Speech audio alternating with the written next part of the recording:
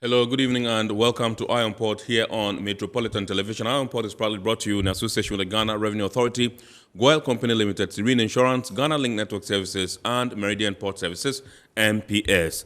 The show is powered by the Ghana Port and Harbours Authority, GPHA.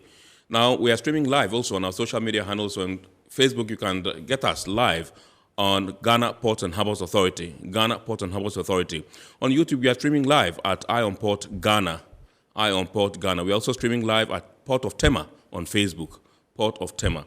Now, our media partner is the Business and Financial Times, and so if you want to have a grasp of all that transpired on the show tonight, make a date and grab the Thursday edition of the Business and Financial Times, the BNFT, and you'll be able to peruse through and see all that happened here on the show tonight. We're going to be getting interactive with you, and so you can send us your messages and comments ahead via WhatsApp line. That's our dedicated WhatsApp line, which is 0559-019-177.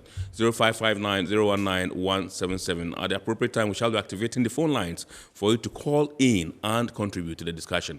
My name is Kennedy Mona. We're going for a quick break. When we bounce back, we'll continue with the show. Please stay with us. Every now and again, Goyle makes good things happen. This time, Goyle has introduced Super XP Ron 95, a higher grade fuel loaded with additives and yet sold at the same price as normal fuel. Goyle Super XP Ron 95 enhances engine performance like never before. It maintains the engine by keeping it clean from carbon deposits. Goyle Super XP Ron 95 is designed to burn slowly and thus improves fuel economy, making you save money after several kilometers. Goyle Super XP Ron 95 gives you a smooth driving experience, that is, less vibrations. Fill up with Goyle Super XP Ron 95. Now there's no need to pay more for any higher grade fuel. Goyle has that sorted. Goyle, good energy. Electricity, pay your taxes. Our taxes, our future. Because you see, without our taxes, we wouldn't have good roads, good schools, better hospitals, street lights, and other very important social amenities. When we pay our taxes, we give our children free and quality education. Talga, my money too small. Why should I pay my tax? Look, small. Salifo, it doesn't matter how small or big your business or income is. You still have to pay your taxes. The little taxes from each and every one of us, when put together, could give your community clean water or that deprived school with tables and chairs. Please pay your taxes. It is your responsibility. It is your civic duty. It is the law. Impressive factory. If only I had listened to you, I wouldn't have been in this mess. That devastating fire virtually wiped out the whole factory and my warehouse. Remember my misfortunes last year? Serene Insurance Asset All Risk Fire policy that I took were there to pay for my damaged stocks in the warehouse, and my machines that were affected by the floods have been replaced. My accident vehicle is back on the road thanks to Serene Insurance motor policy. Currently, my goods are on the IC covered with their marine cargo insurance policy. I was just telling Ajima about Serene Insurance. Oh, Ajima, tell him more. As a road contractor, I make sure I do my contractors all risk insurance for the projects and then workers' compensation for all the workers on site. With Serene Insurance, they will make sure they will cover your unknown tomorrow today. Serene Insurance, a new face of insurance. Call us now.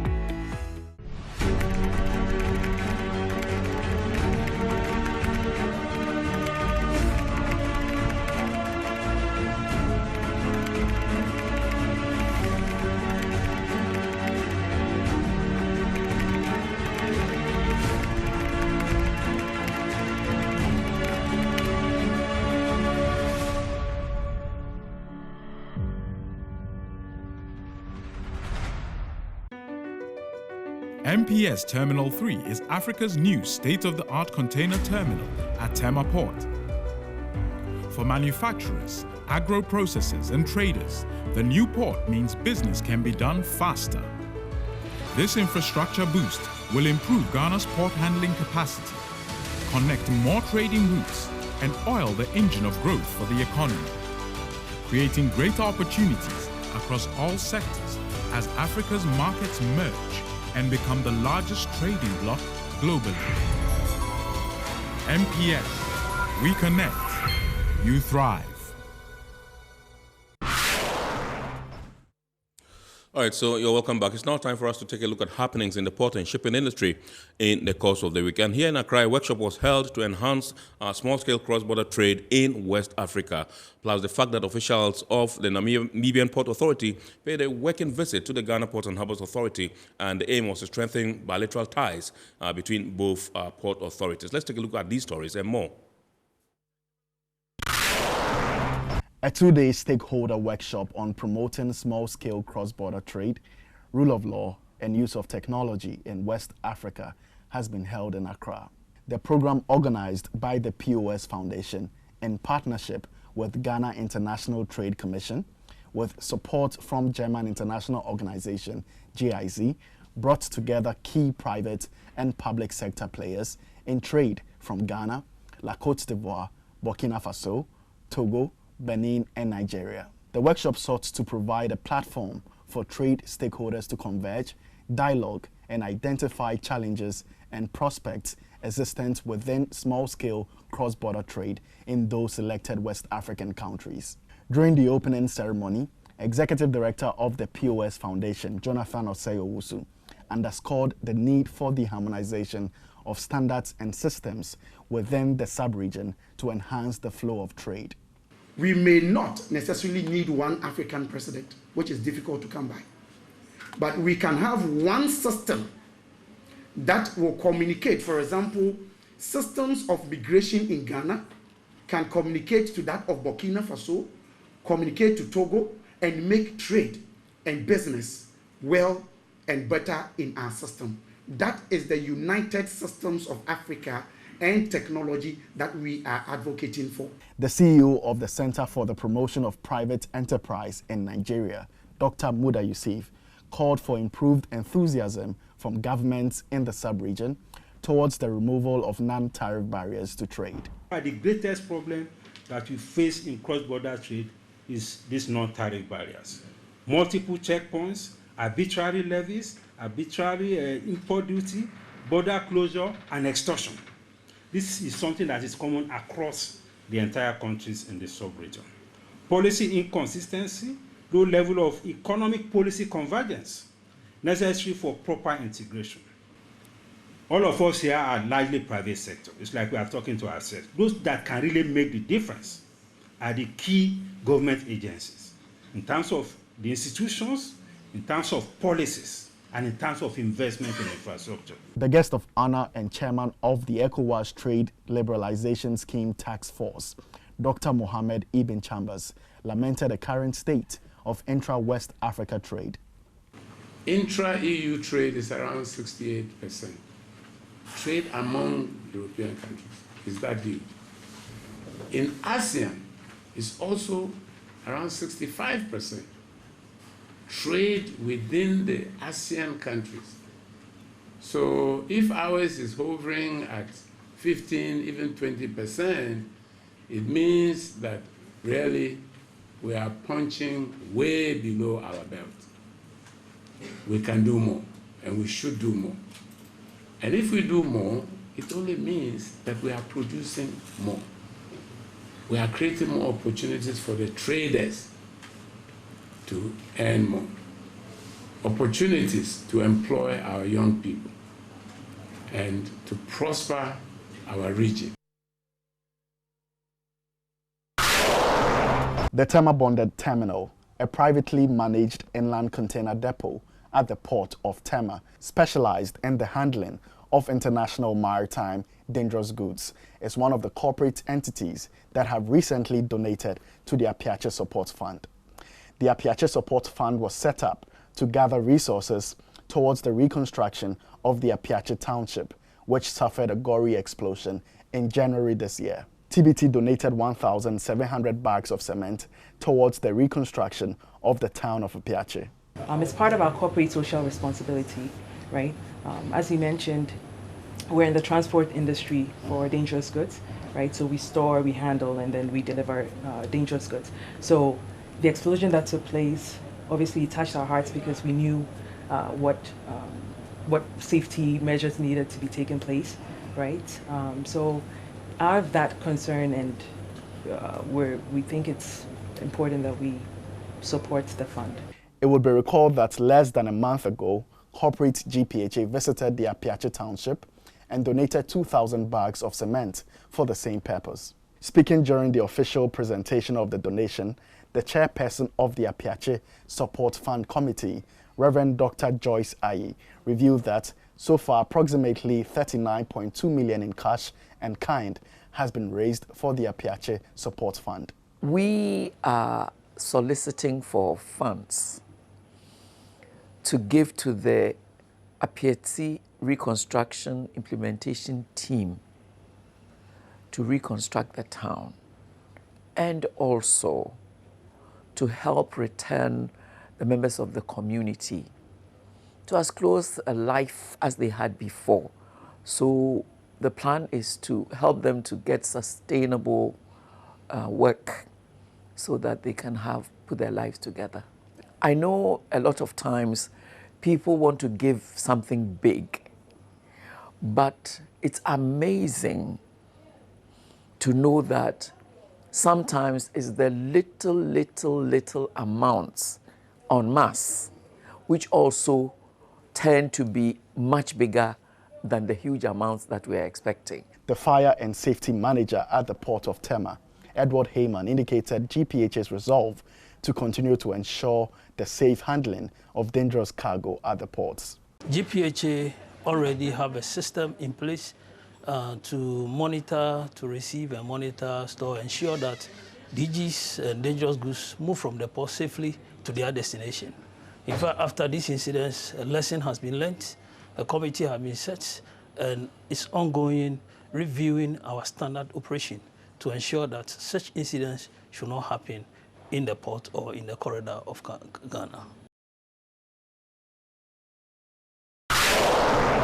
A Namibian delegation has paid a visit to the Ghana Ports and Harbours Authority to strengthen bilateral relationships between the Namibian Ports Authority and GPHA. This comes on the back of an existing MOU signed in 2019 between Ghana and Namibia. The visit also served as a benchmarking exercise aimed at helping both authorities learn from each other's business processes.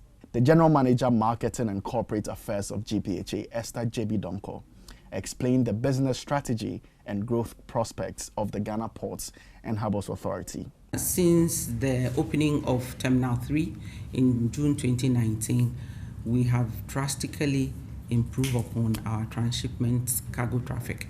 I think that we are doing over 300% increase.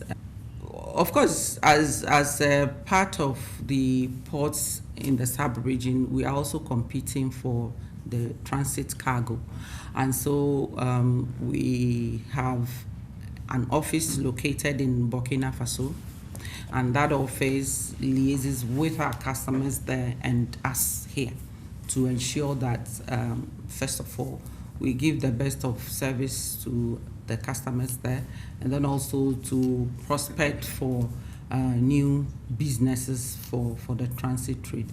Other management staff of GPHA also highlighted the authority's commitment to international standards of operations.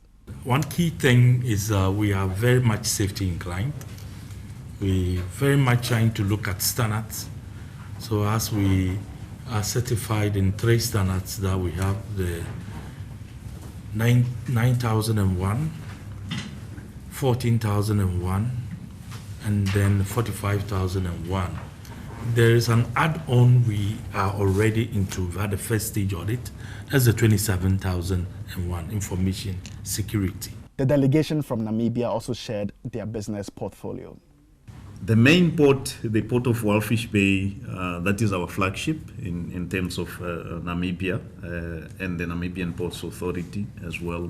What we do there, we do a combination of containers. We just commissioned our new container terminal in August 2019. Capacities up to 750,000 TEUs.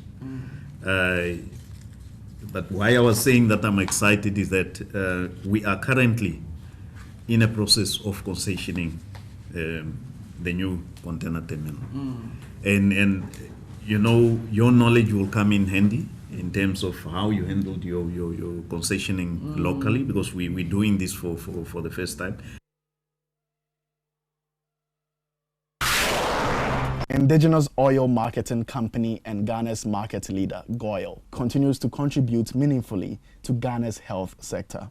The company has recently donated 50 hospital beds to the pediatric unit of the 37 military hospital to help alleviate the incidence of shortage of beds at the hospital. The managing director and group chief executive of GOIL, Kwame Osei Prempe, indicated that as an indigenous company, GOIL deems it fit within its corporate social responsibility to always support government's efforts to upgrade the health sector. GOIL is for Ghanaians, and therefore we are minded that wherever we can assist the public, Ghanaian public, to alleviate the suffering, to support government, we do it. Realize that 37 military hospital is an old hospital, but it's growing every day. If you happen to pass here, hundreds of people come here. And so we decided that we need to do something to support them. He encouraged Ghanaians to continue patronizing the quality products at GOIL, having in mind that their monies will be invested into the country. In Ghana, the basic petrol is RON 91.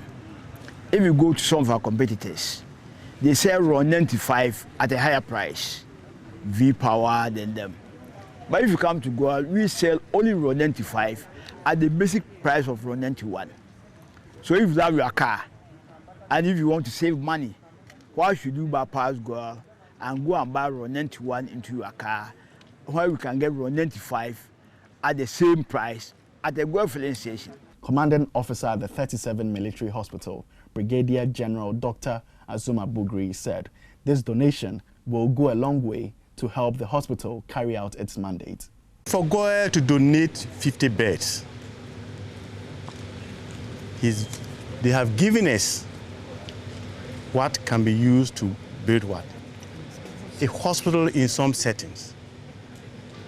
That is how massive the donation is.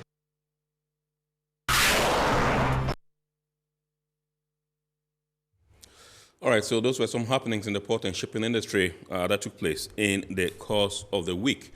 We're now going to zoom into our discussion proper tonight, and tonight we're talking auction, the evolution of the customs auction regime and improved revenue mobilization, how it has evolved over the years. You would have heard that the operators of the Integrated Customs Management System, the ICOMS, are planning in the second phase to implement the e-auction. Now, we're going to go back to when we began, this auction process by customs. We're going to dig deep into the era of the Gold Coast to learn more about it and how we have evolved over the years and how this has helped or enhanced, revenue mobilization for government. So tonight, I have the privilege of introducing to us Mr. Wallace Akondo. He is a former Commissioner, Customs Division, Ghana Revenue Authority. Good evening, Mr. Commissioner, and welcome. Thank you. Good evening. We are glad to have you in our studios tonight. Always glad to be in this beautiful setting. Thank you very much indeed. We also have in the studios Mr. Nana Fredua Ajimayo-Furiata.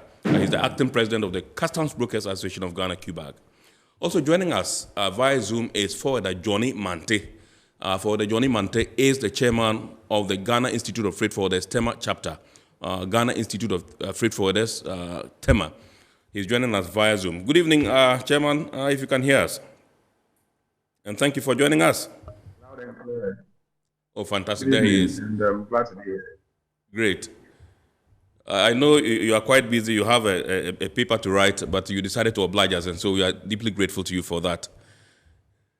All right, so let me begin with Mr. Commissioner in the studios and find out from you. You would have to take us back to when we actually began, auction in customs. And I know you're going to take us to, what do we call it, the days of the Gold Coast and how this whole thing started. Indeed, I cannot recall exactly the date, but the history says the history of Ghana customs, as we know, dates back to the later part of 18-something. It must be 1850s thereabout.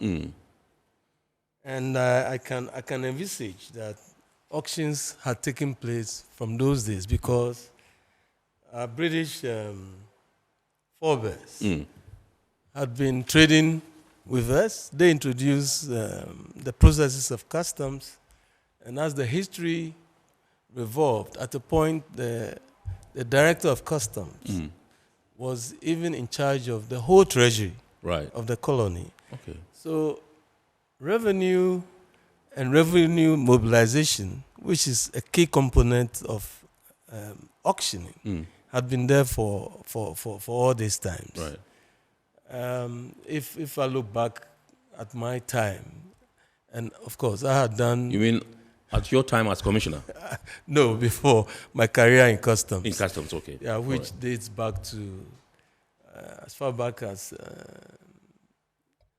the 1970. Talking about being a young officer who rising through the ranks. That's a long time. Yeah, absolutely. And before I joined customs, auction had been there. Ever since I had been in customs, auction had been there. So it must have been part and parcel of customs. Recently, I was researching to find out some ordinances. I was trying to trace as far back as possible if I could get evidence of the ordinance that sets up the customs process. Unfortunately, I couldn't come across one easily, but I got a lot of ordinances that make reference to recs, and recs are part of customs. You know, recs are items that are discovered at sea, floating along a seaside. And it talks about the treatment of those wrecks.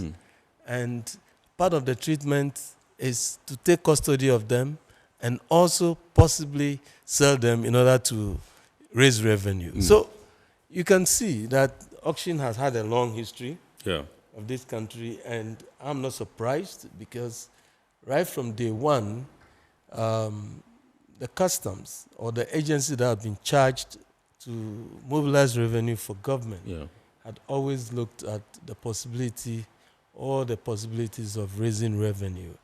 So customs has been a very, very long phenomenon in Ghana customs, and I'm sure before Ghana customs into the Gold Coast.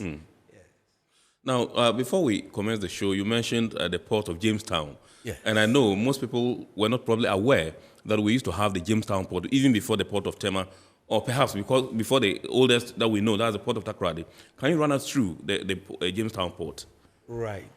The Jamestown Port far outdated the Tema Port as we know it, and and therefore Takoradi Port.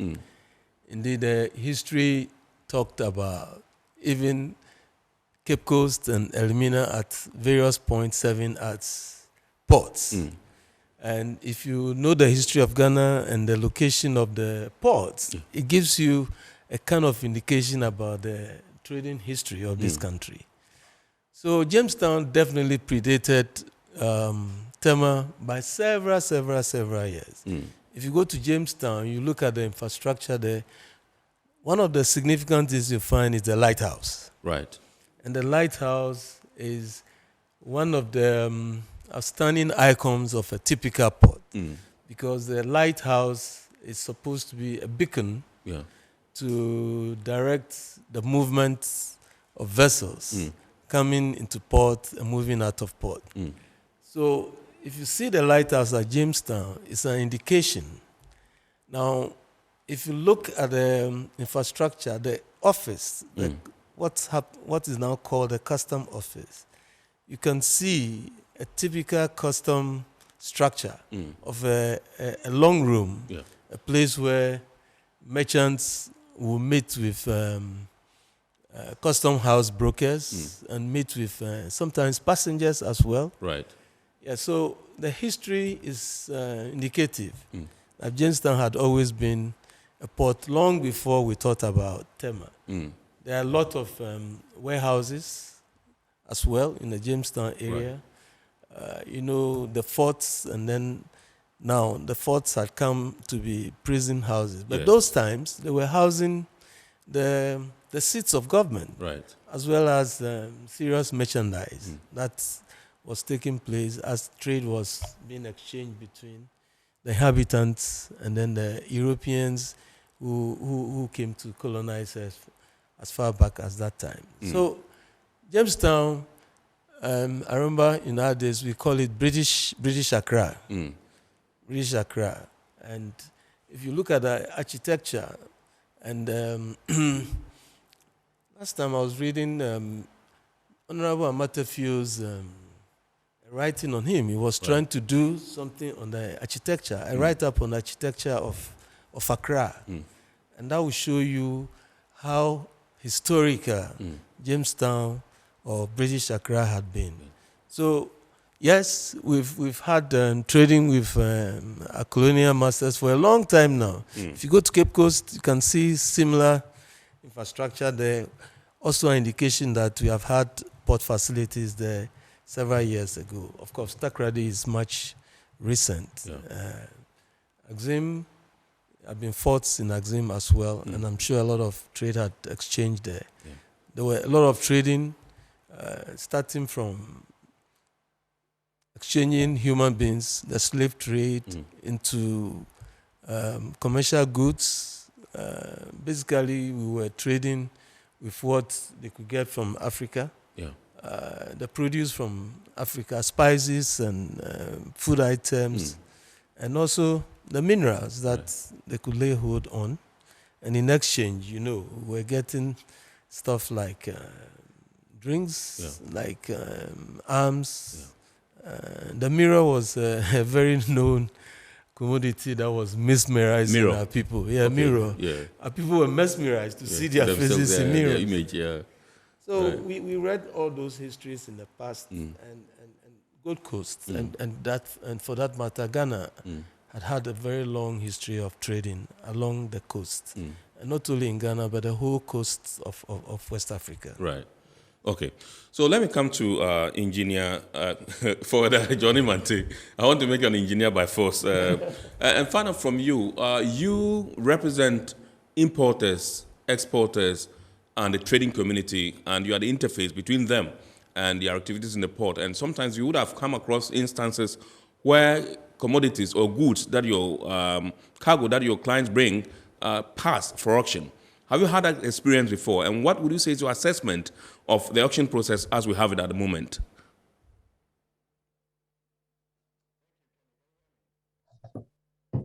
Hello? Can you hear me? Yes. Okay. I can hear you. Good. Well, thank you once again.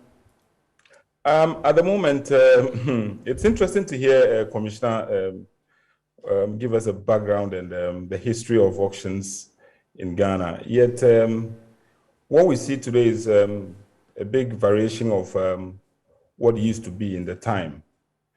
Today, you hardly even hear about auctions, especially within our space, due to, I don't know whether it's the law, the Act 634, that actually regulated that space in terms of the allocation or the apportionment of cargo. Obviously, you would understand that anytime goods are gazetted, 70% is allocated to either the allocation committee or the confiscation and assets committee, and then the 30 is left for Ministry of Finance, I think, the Commissioner General's office, for them to look at it. And in the same space, within that 30%, then whatever is left is goes to auction. So basically, auction within our space, as we speak today, hardly occurs. And even if it occurs, like I told you, cargo that is earmarked for auctioning is already split 70 to this committee, and then 30. Within the 30, you have to look at how much is left for auctioning, really. So it's something, this topic that you have raised today is something that is dear to many hearts. In fact, how cargo even is due for auction is another matter that we can discuss. As we speak now, there is issues that is ongoing within that space, within the port that we are contending with. I know the Minister of Finance and the National Security is trying to step in, but of course the processes and procedures are something that's alien to us, and it's still something that we have to look at. So yes, auction as per our books still persists, but the point is that you hardly hear about auction as in auction now. Basically, what you would know of is allocations. Containers are allocated, and that's basically the problem that we are facing now.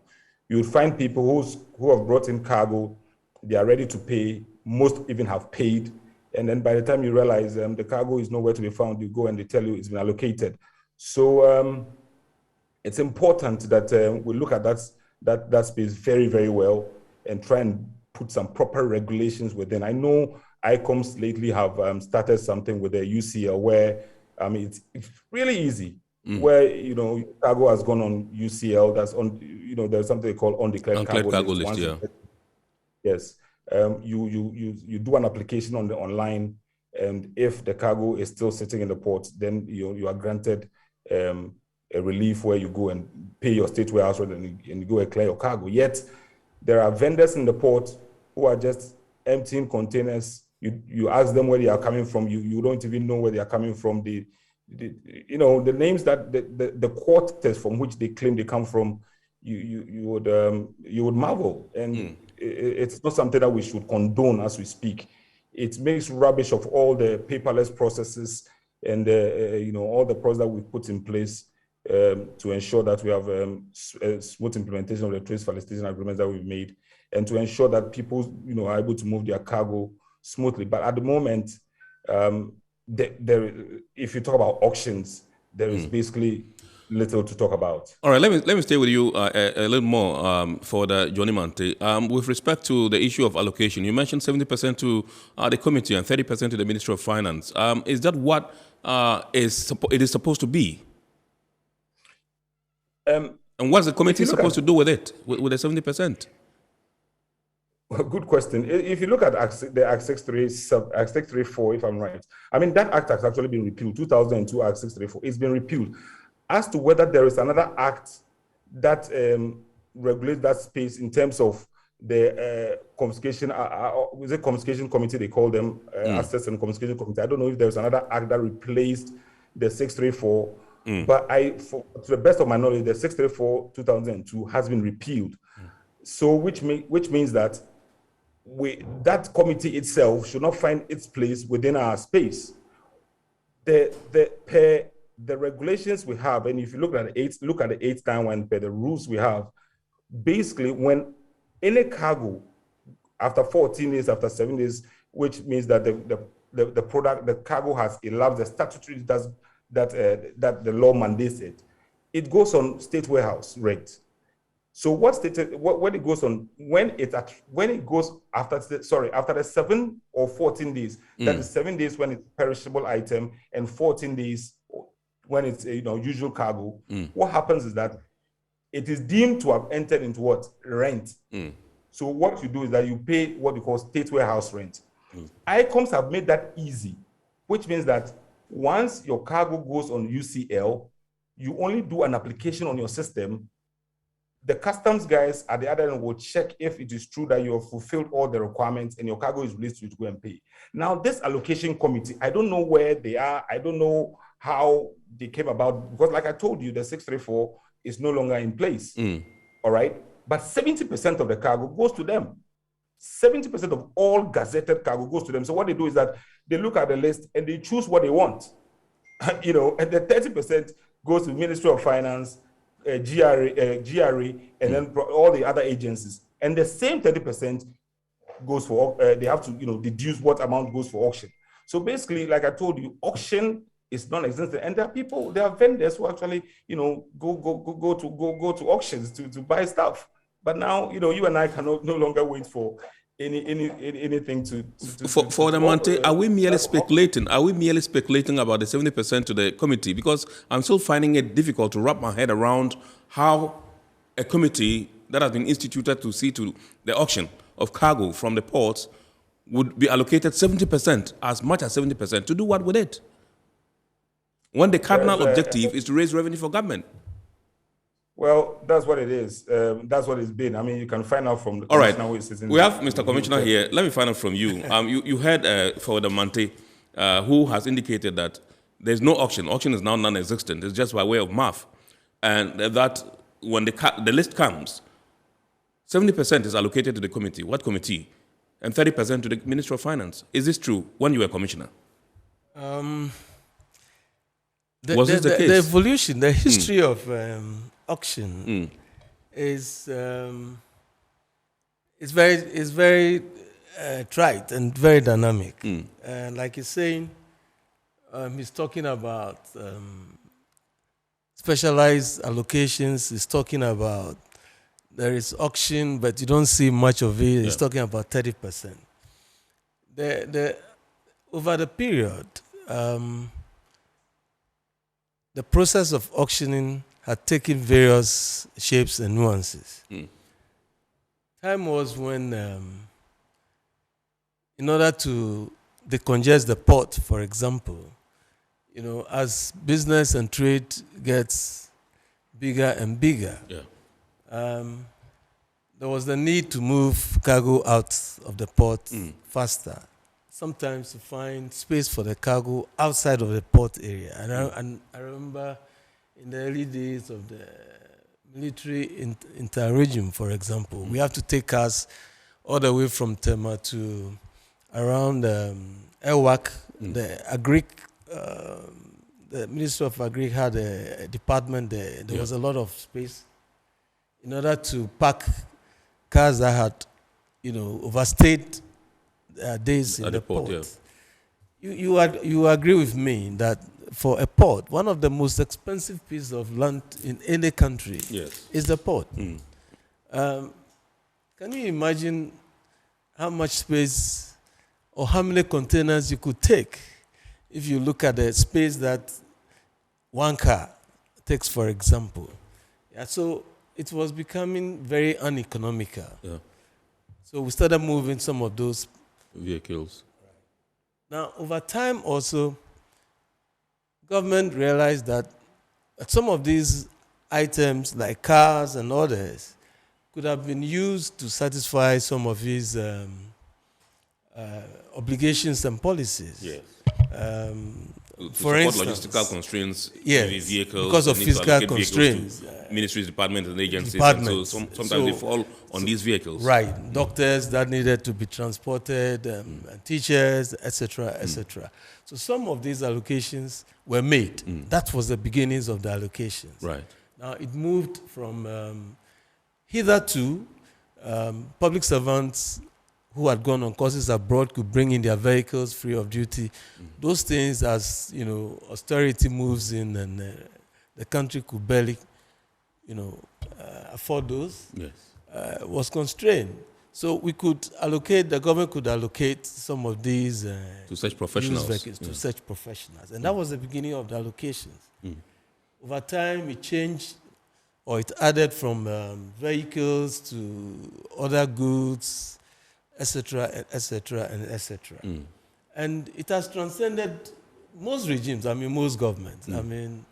Most governments. Right. I had seen quite a number of governments in my career, at least, and it was a good way to project their policies, and also to, as I said, as the head of state or the president moves around, the demands on him. Most everywhere he goes, he uses some of these processes to be able to. So, yes, we're trying to kill two birds with one stone. We're trying to live up to fulfilling our obligations to the Ghanaian public, making those goods available to them. At the same time, we're also having an eye on the revenue that we could earn from it, so we don't keep the goods in a place until they are deteriorated. There have been times where some of the goods have been in the port for several years, and by the time you get to them, everything are deteriorated. You have lost nothing. You would rather give this thing out and rake in as much as you can get than to wait and get it or as it were, perished. So the auction process had really gone through a lot of changes. I can understand and appreciate what Johnny is talking about. Those days, auctions are advertised openly, and we get people trooping to the port to participate in public auctions and so on. But besides the open market public auctions, allocations are also, legal and they are permissible. Sometimes too, we give opportunity for the owners, the opportunity of what we call the first option. Yes. When they apply to the commissioner, for that matter. Yeah. The first option is when, if I'm an importer and I bring in my goods and it's due for auction, I can apply to the commissioner and I'll be given priority. We need to understand what auction is about. Auction is the result of committing a customs offense. Yes. It's a result. Because we've not been able to clear within the stipulated time allowed. We need to have a basic understanding of what auction is.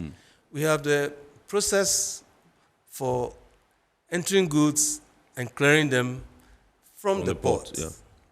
Right. The extreme case of auction is the process of condemning the goods because they have either offended, either they were seized, either they offended the customs law, they were not cleared on time, they were abandoned, any offense. Right. So auction is at the tail end of a series of activities. So there is the offense, there's an offense first, then the goods are detained, from detention is converted into seizure, from seizure it's converted into forfeiture. Now all these steps are to give the importer or the owner of the goods the opportunity to rectify and remedy the offense, and then, to remedy the goods.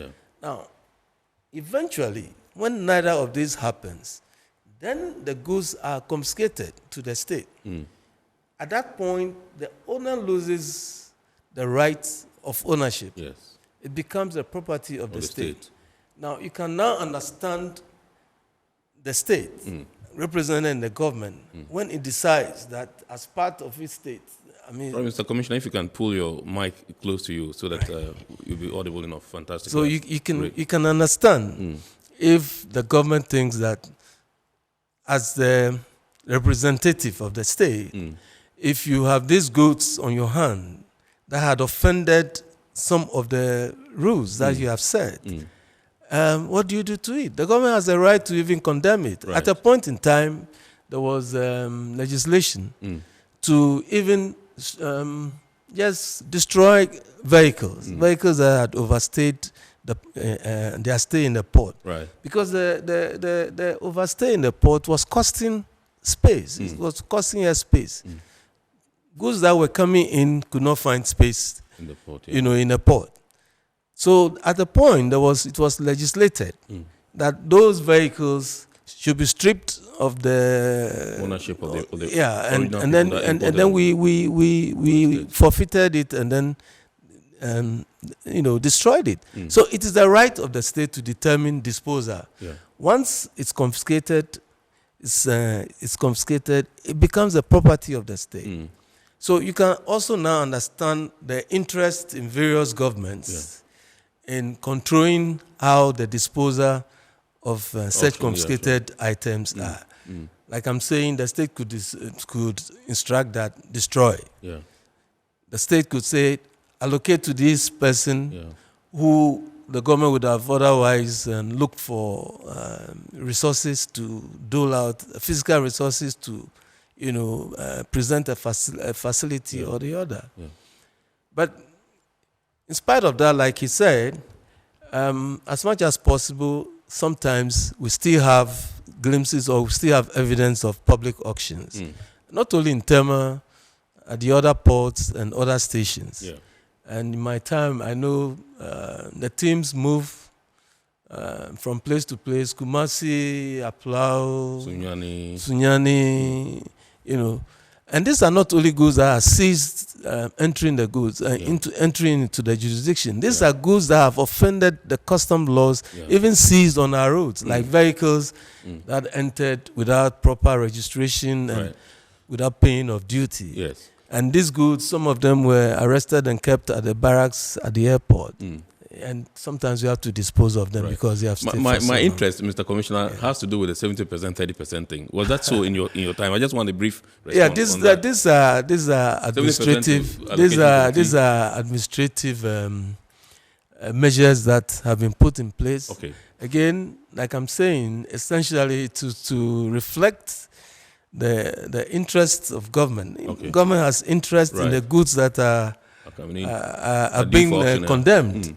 As well, government had the problem and the headache of attending to other needs, and at the same time, government has an eye on how to regulate and rake in revenue. So auctioning is actually a mode of revenue mobilization. Absolutely. That's the cardinal aim at the moment. Yes. Yeah, as it is. Okay, so from your response, I perhaps deduce that what for the Johnny Mante said with respect to the allocations, 70-30 is perhaps correct.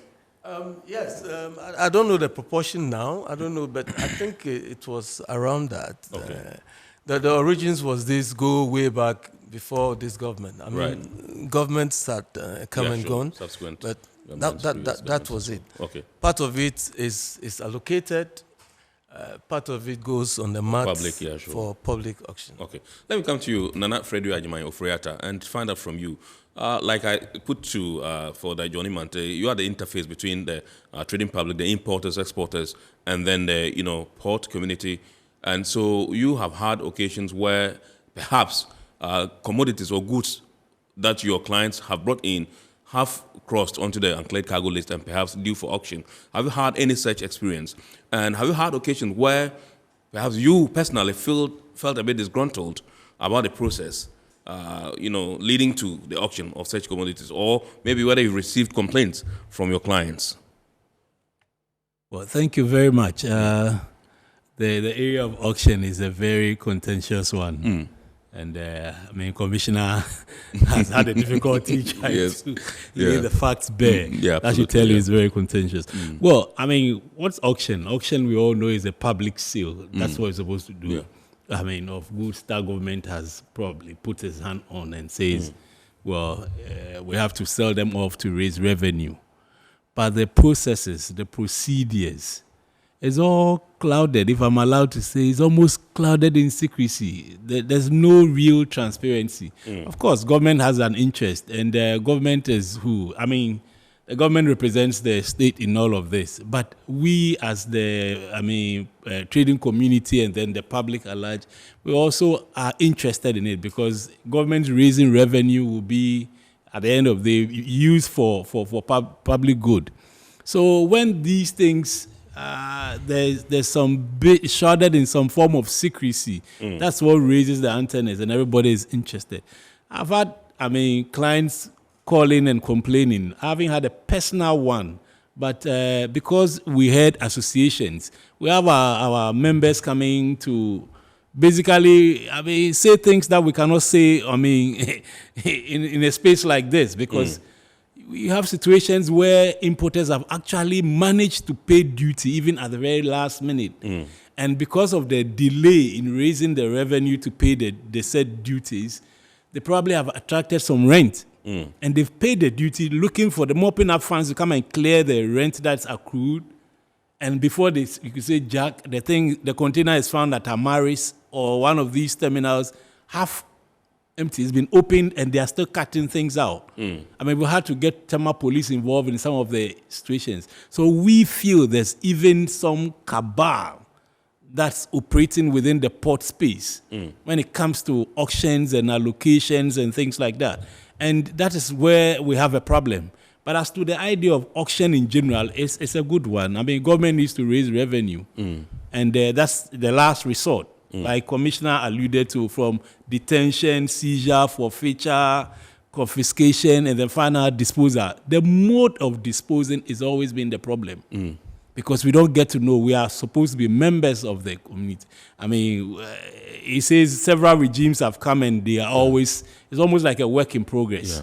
Yeah. We still are not too certain. At some point, a group of the reefer people, I mean, almost raised red flags. They were ready to hit the road and go and demonstrate and say, because the rate at which, I mean, when it comes to reefers, I mean, frozen good, before you know, it's been allocated to somebody for, in fact, when the whole idea is to raise at least, the minimum is the import duties on the goods. And when you hear some of the allocations, the rates people are paying for these things, they are way below the import duty. So you ask yourself, why don't they give it to the importer who brought it? If government is ready to drop the rate to that extent, why don't you give it to the person who labored to buy the thing in the first place, to pay for the freight and all that? Yes. Because he said the first right of refusal should go to the person. But if you are ready to allocate, first option, if you are ready to allocate it to somebody at almost nothing, then why don't you consider the poor person who brought it in the first? Because he had good intentions, especially for things like, I mean, reefer. In the reefer space, it's a bit, like I say, it's a very contentious area.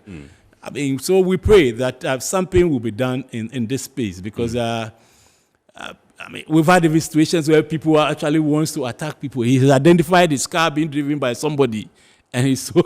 I mean, there are so many cases we can't talk about them here. But the real issues are that I remember Shippers Authority has done a few seminars that we've participated in on shedding light and trying to see how we can develop some SOP. In this regard. I mean, because it's been evolving, it's almost a work in progress. We should have some standard, I mean, operating procedures when it comes to these. Once it's gone through the phases, we know what the law says. But when it gets to the point of disposal, where it's going to be either allocated, it's going to be auctioned, or, I mean, 70-30, whatever it is, it needs to be plain and transparent. Because the thing about shipping and our whole industry borders on predictability. You should be able to know from the get-go that if I bring in my stuff, I fail to do, these are the measures that will follow. It shouldn't change at some point depending on who is there or what. That's the problem people have. But if you know this is the process and it won't change, then, I mean, everybody is comfortable. But where you've paid the duty, like I'm saying, you manage to actually pay the duty, you're looking for the other charges that, I mean, ancillary, and then your goods have disappeared. By the time you've written to commissioner, I mean, for the extension, that 14 days addition that comes on. By the time you go there and you find the container somewhere, we've had issues where people have gone to Community 2 and Community 1 to go and, I mean, collect their motorcycles that are supposed to be, they have applied for extension to pay, and it's already in town being sold. Wow. All right. This is very interesting. But again, I want to turn his mind back again, that auction is at the tail end of offense. Yes.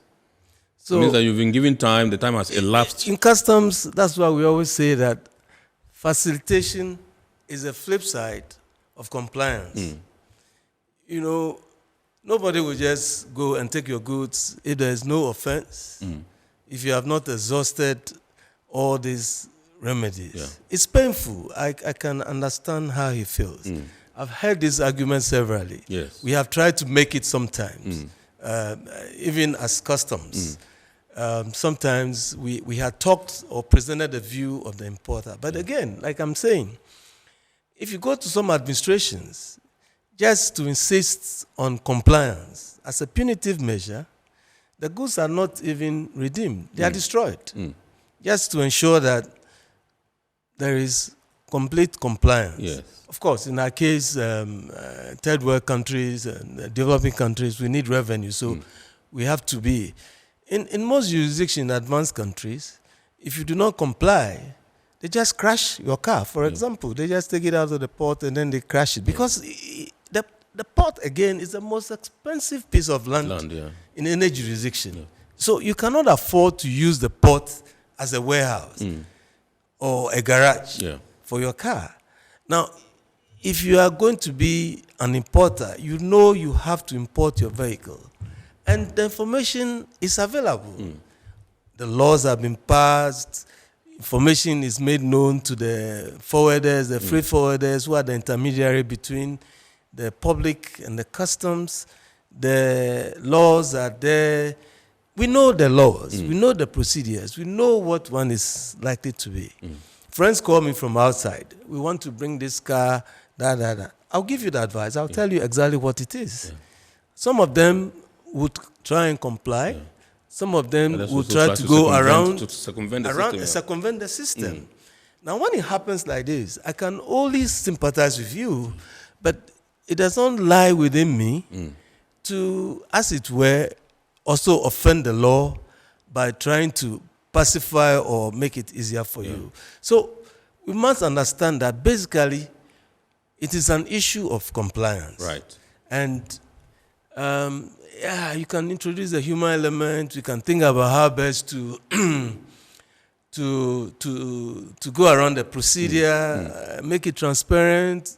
I agree, yes. But essentially, it is that you have not, or you have offended one customs law or the other, or a process or a procedure.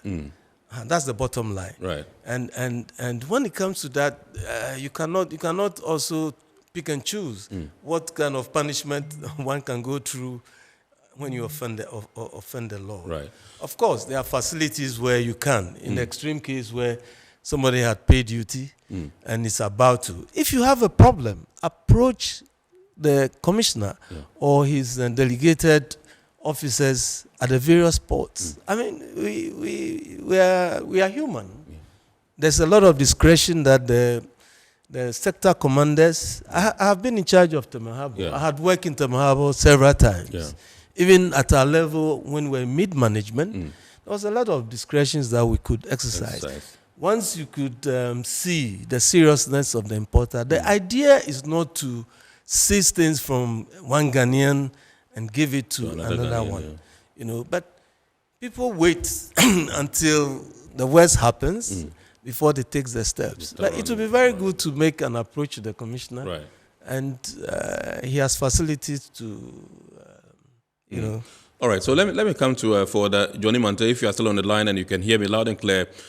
Commissioner has alluded to the fact that, yes, this allocation thing that you mentioned perhaps was an administrative or is an administrative measure premised on the fact that the government has a lot of interest in goods that go onto the UCL and, subsequently for auction. Now, I know you would have heard that during the phase 2 of ICOM's implementation, there will be the e-auction. Do you think that this is the panacea to some of the ambiguities that you have surrounding the auction process as we have it at the moment? Thank you again, Kenny. What we have to understand is that I think both of your panelists have mentioned the right thing, as in we need clarity within the process. I mean, before I answer your question, I mean, recently we cited a letter from the Minister of Finance basically trying to take charge of all the things that are going on within the port in terms of allocation of containers or auctioning of big containers. Of course, you would realize that there are people who have actually genuinely paid their duties, genuinely paid, their shipping line charges, genuinely paid port charges, yet they cannot take their containers. Some of them go to the port and the containers cannot be found. What is going on within our space? That is the question we need to ask. Look, your topic says, is it evolution of auctions and revenue mobilization? Mobilization, yes. Even when containers have been allocated, check how much these people paid. That is what we are looking at. I'm sure that's what the Minister of Finance is so concerned about, for which reason they've taken those steps. Of course, the steps they are taking, though that is, they want to ensure that we can mobilize revenue. Unfortunately, I must say that the processes has not been that excellent. I had a situation where Ministry of Health has brought in AIDS vaccines, paid all their duties, yet the containers were still in the port, and they will not be allowed. The guys at the port will say, "Look, we cannot allow you to exit." What is going on? Fredia mentioned clarity. What are the processes? If you come to the port, look, within the transport chain, lots of things happen. Bills of lading get missing in transit and name it. Lots of issues happen. You have 14 days. The point is that Commissioner has alluded to the fact that auction is at the tail end. Let's get that clarity. So you know that if after 14 days, granted after 40 days, you lose your cargo, let people know. Let people understand that after 40 days, you have no means of getting your cargo. Like I told you, the ICOMS recently deployed on their platform what they call the UCL application platform, where after your cargo has gone on a certain period of the statutory 14 days, that is if they are basic cargo, you apply, and if the cargo is still available, I mean, just on the system, but all that is being stalled at the moment. I have had the opportunity of meeting Commissioner General about 4 times on this matter. And I mean, we don't know where we're going on this issue. He is very concerned as well. How do we resolve this matter? Of course, all stakeholders have to come and go. But the point is that, like, again, Frida said, there is a cabal in the port. Where they're from, we all know. And it's about time we begin to get name these guys, okay, and ban them from coming to the port. They come to the port with, I'm from national security, and you find out they are not from national security. They hold stuff and they come to the port. Opening containers left, right, center. Look, it's not easy for any Ghanaian to travel outside and bring in any container. Right. Sometimes $40,000, $50,000. Yeah. You come to town and duties, and don't forget recently our taxes, benchmark values went up, exchange rate has been, a little bit distorted a little bit. So people are actually trying to find money, and you go and your container that you are supposed to pay a duty of about 100,000, they've given it to somebody for 30,000 cedis. All right. So will the e-auction be a panacea? Of course. I mean, e-auction, if we have, it's not about e-auction. Yes, it's good, but the point is that where you wouldn't, there is even no cargo to auction. What's the essence of it? Do you understand what I'm saying? The cargo is already gone, either through auction or wherever, either through allocation or all the other regimes that Commissioner mentioned. So of course, if e-auction comes, the point is that ICOMS should be given the opportunity to use the system to work. So if after 40 days, the processes that are there, it should make clear everybody knows the processes. Customs probably should go on a sensitization agenda to let importers know. We've started it. At Ghana Institute of Free for, we've started it. Right. All the other associations have started. We are, in fact, in the process of meeting the finance minister to deliberate on these issues. It is becoming one too many. You have people who are stopping containers after they've gone out of the port and claiming that they are from national security. Some say they are from Ministry of Finance. Some have even said that they are from the office of the Minister of Finance. These are evidence that are available. Right. All right. Thank you very much. Okay. Yes. We'll come back to you, but just don't go away. We'll have to go for a break now. This is NAMPORT here on Metropolitan Television, and tonight we're discussing the evolution of customs auction regime and enhanced or improved revenue mobilization. With me in the studios, Mr. Wallace Akondo, former Commissioner, Customs Division, Ghana Revenue Authority, Mr. Nana Frederick Ajiban Ofriata, acting president of the Customs Brokers Association of Ghana. You just also heard via Zoom Forwarder Johnny Mante, who is the chairman of the Ghana Institute of Freight Forwarders, Tema District. We'll be back right after this break. Please do stay with us. Every now and again, GOIL makes good things happen. This time, GOIL has introduced Super XP Ron 95, a higher grade fuel loaded with additives and yet sold at the same price as normal fuel. GOIL Super XP Ron 95 enhances engine performance like never before. It maintains the engine by keeping it clean from carbon deposits. GOIL Super XP Ron 95 is designed to burn slowly and thus improves fuel economy, making you save money after several kilometers. GOIL Super XP Ron 95 gives you a smooth driving experience, that is, less vibrations. Fill up with GOIL Super XP Ron 95. Now there's no need to pay more for any higher grade fuel. GOIL has that sorted. GOIL, good energy. Electricity, then pay your taxes. Our taxes, our future. Because you see, without our taxes, we wouldn't have good roads, good schools, better hospitals, street lights, and other very important social amenities. When we pay our taxes, we give our children free and quality education. Talga, my money too small. Why should I pay my tax? Look, small.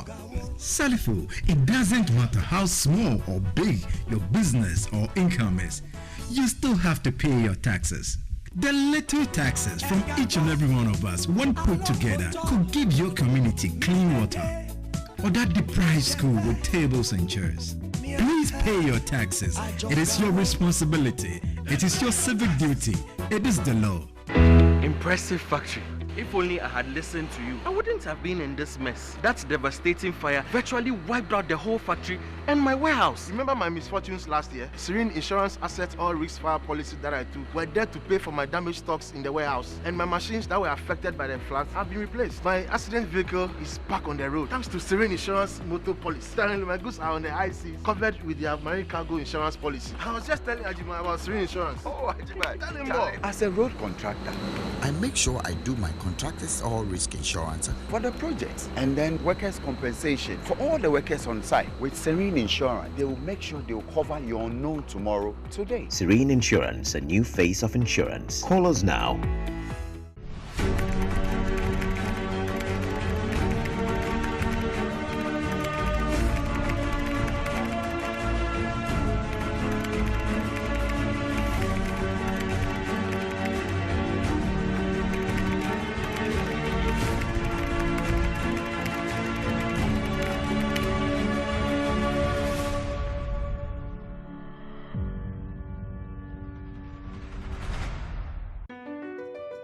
Mps Terminal 3 is Africa's new state-of-the-art container terminal at Tema Port.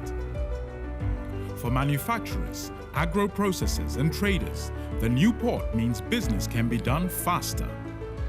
This infrastructure boost will improve Ghana's port handling capacity, connect more trading routes, and oil the engine of growth for the economy, creating greater opportunities across all sectors as Africa's markets merge and become the largest trading bloc globally.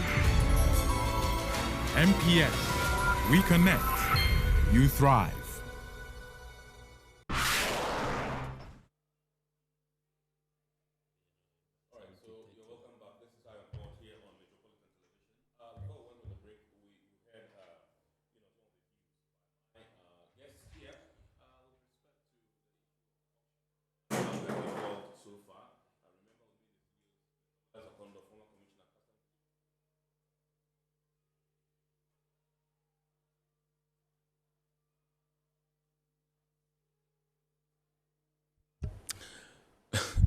All right, so you're welcome back. This is NAMPORT here on Metropolitan Television. Remember, before we went on the break, you heard some views from my guests in the studios and Mr. Johnny Mante on Zoom with respect to how far we've come, we've evolved as far as our auction processes are concerned. And tonight we're just trying to take a look at how far we've come and what we can do going forward. And so let me announce at this moment that our phone lines have been activated. You can call in. The number to dial is 020-552-8353, 020-552-8353. You can call in and contribute to the discussion. Pretty shortly, we shall be coming to your messages as well to see what you have for us. But let me come to Commissioner Akando once again and find out from you. Most of the time, you have people complain, like the sentiments shared by Nana Fredia and then Johnny Mante with respect to the rate at which some of these goods are sold. Now, if I have brought in a car worth, let's say, $70,000 or $50,000, and this car I'm unable to clear perhaps because I'm not able to pay the duty. Let's say the duty is around $30,000, $40,000. I'm not able to afford it. And it goes on to the UCL and eventually passes for auction. And I get to learn that this car has been given out to somebody for 3,000 Ghana cedis or 5,000 Ghana cedis. Definitely, I'm not going to take it lightly. And these are some of the things. And I understand that at some point, the law or the agreement, so to speak, was that customs would have to take the duty on that particular vehicle that's going on auction so that we make up, for the revenue. Was this what you practiced when you were commissioner? I'm happy you brought this up. If you experience a situation where you claim, or there's a claim, that the goods that have been auctioned are at a price lower than the tax inherent on it, then it's a grievous error. Because the practice of auction is to redeem the tax that is payable. Right. And I need to make that very clear. The government, and for that matter, the customs, is not interested in the price or the cost to you that the goods involved have been. If you spent 100,000 cedis to acquire the goods, the government may not necessarily be interested in the price of the goods to you. What the government is interested in is the revenue that is inherent in the goods.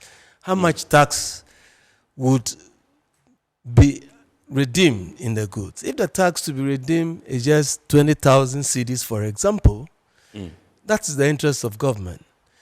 The goods will be appraised to ensure that at the minimum, that element of tax or revenue is redeemed.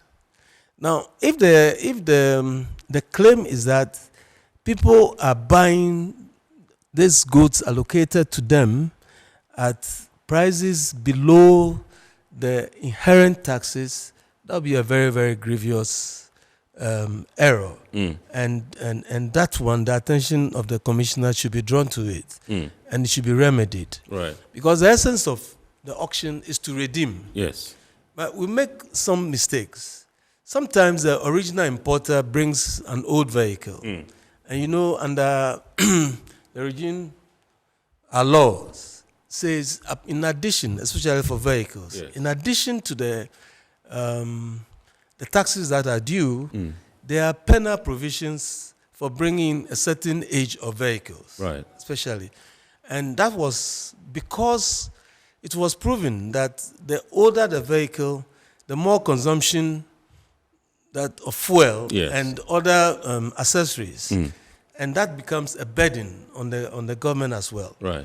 So we introduce levels of penalties in order to discourage people from bringing in. So the higher your vehicle consumes, the higher you pay. Right, you pay for it. Yeah. And the other hand, the flip side of it was to encourage those who are bringing newer cars to appear to be paying lesser and lesser. So somebody could have been bringing more than a 10-year-old vehicle. As far as he was concerned, in addition to the tax, they had also levied a penalty. Right. So maybe the tax was, let's say, 5,000 cedis, and the penalty could have gone as far as much as 15,000 cedis. So in all, he was due to have paid 20,000 cedis. Now he could not, or was struggling to pay that. Now when we are going to, as it were, to value this car, to have a reserve price for auction, we'll be looking at only the duty and not the penalty. Because the one we are auctioning the car to has not committed any customs offense. Right. He's rather helping the customs and the government for that matter to redeem the tax that is inherent, which is locked on up. the vehicle, sure. Which is locked up in the vehicle. And so it will not be considerate for the government to, in addition to the tax that the person is helping us redeem, saddle him with a penalty for an offense that he has not committed. So in those cases, for example, most people complain, but we try to explain to them that whereas the original importer had really offended the law, and the law is public knowledge. Yes. So if you willy-nilly offend the law, you are entitled to a penalty.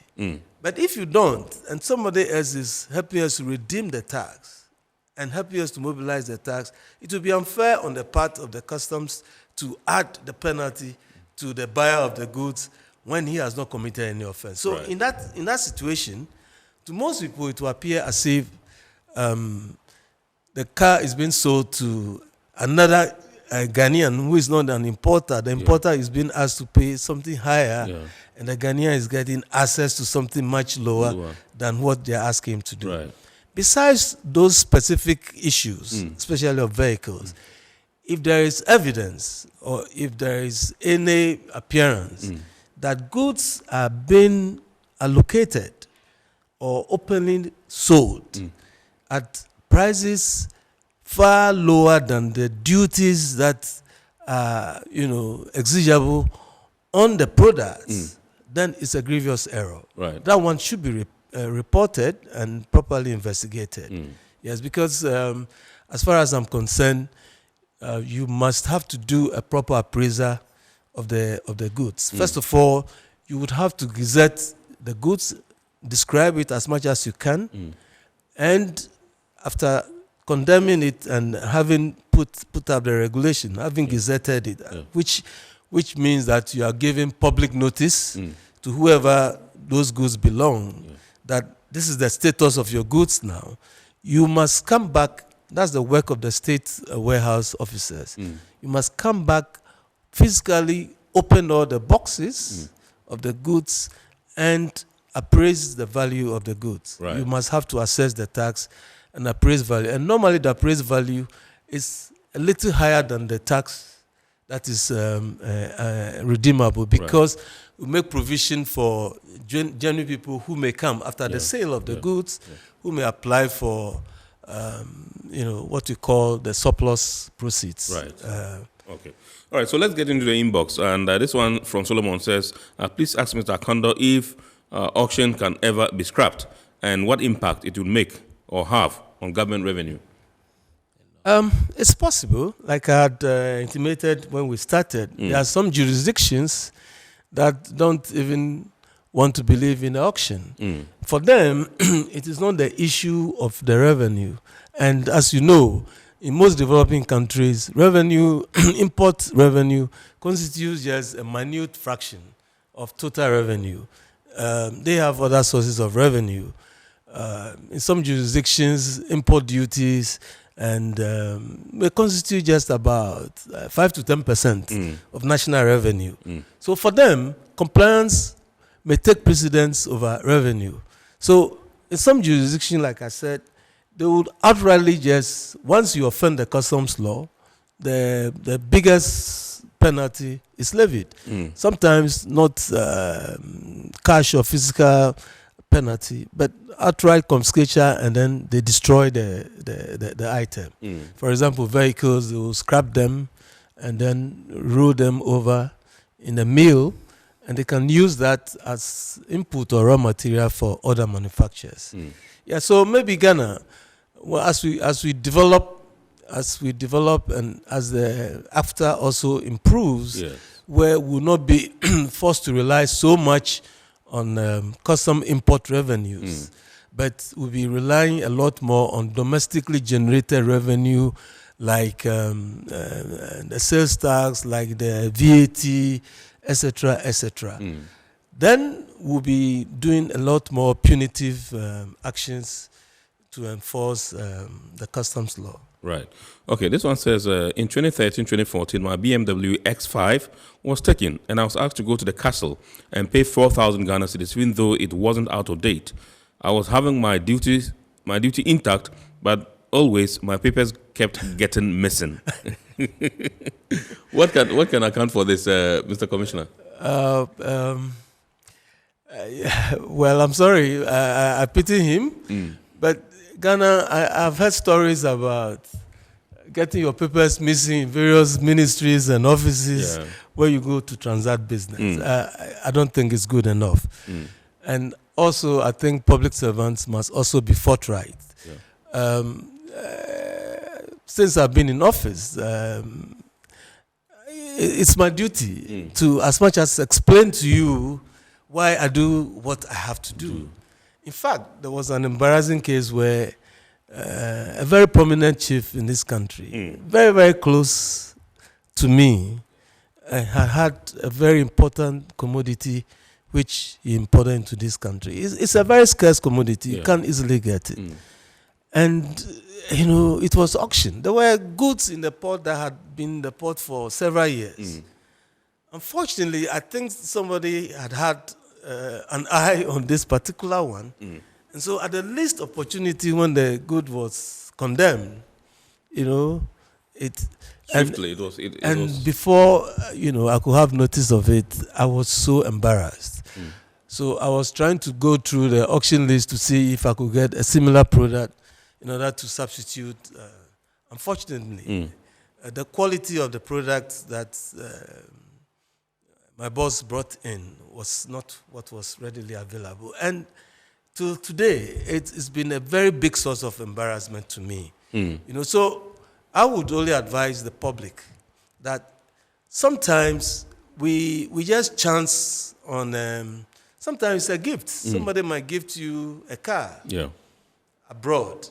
It would be very important to find out from home what is the current situation at home. Right. What are the obligations? And this time, information is readily available. Right. It's on the net. Yeah, sure. The agents, the freight forwarders are becoming very professional now. Most of them are very, very conversant with the rules and the processes.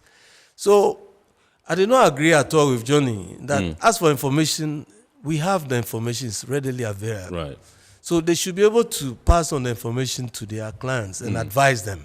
You know, and that should be our duty. Okay. So the information is available, but the Ghanaian should also try to seek information before deciding. Let's take a call from Adams. He's calling us from WA. I understand he's been on the line for quite some time now. Good evening, sir. Good evening, boss. Yeah, thank you very much indeed. Please flow. Yeah, is there any short code? Like I'm buying a car from US, and I want to know the duty before I can pay for the car.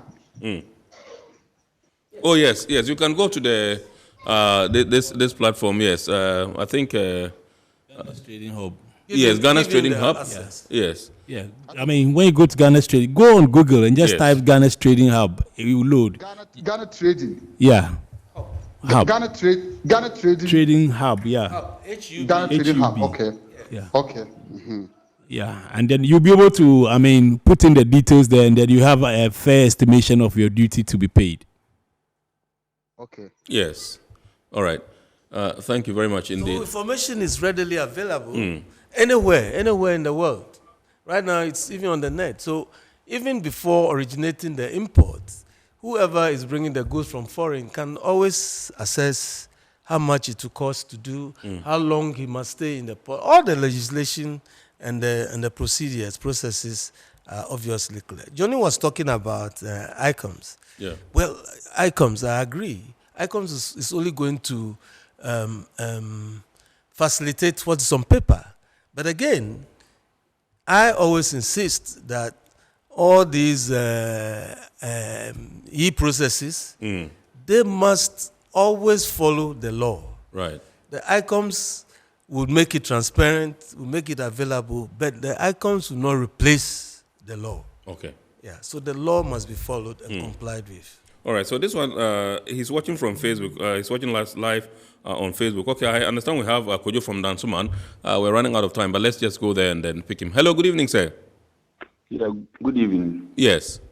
Yeah, I want to commend you for this show, and I really want you to discuss this topic the next time we have the opportunity. I want you to really discuss this topic. Right. And my question has to do with revenue mobilization for the government. I think if you are to open the auction so that more people could come in, talking about tax component that government want to retrieve. Let's say the tax component you want to retrieve is 5,000. But when you open the auction so wide that a lot of people can come in, you can even make more than the 5,000 that we are looking for, rather than selling it low and all in the name of making retrieving the tax component. Meanwhile, we can make a lot of money from that particular vehicle or any other commodity on that.